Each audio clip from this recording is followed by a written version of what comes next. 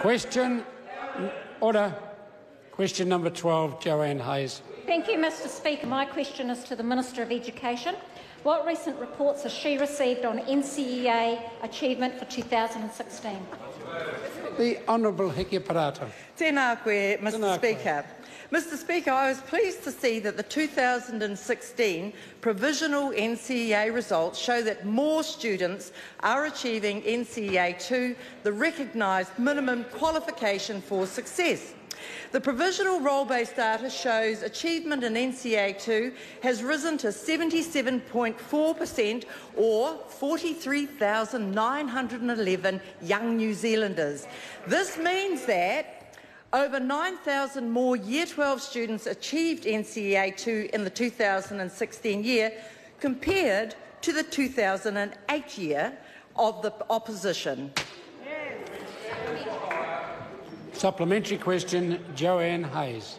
What do these reports show about Māori and Pacific achievement in NCEA? The Honourable Hekia Parata. Mr Speaker, one of the highlights of the provisional results is the significant increase in Māori achievement of NCEA 2. It lifted by 2.9% in just 1 year, which is a reflection of the year-on-year increase under this government.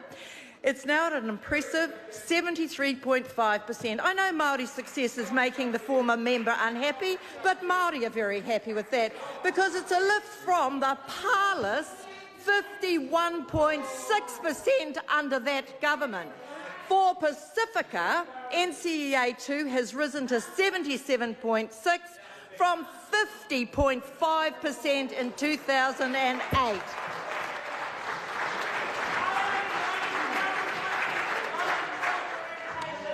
And order. That concludes questions. Point of order. I have a point of order from the Right Honourable Winston. Mr Speaker, I seek to table a letter between myself and Nathan Guy inviting him to come to Northland 16th of January and a chronology of contacts with Nathan Guy's office showing what a venal, bumptious bunch they are. Order. I'm very tempted not to put the leave because of that final comment.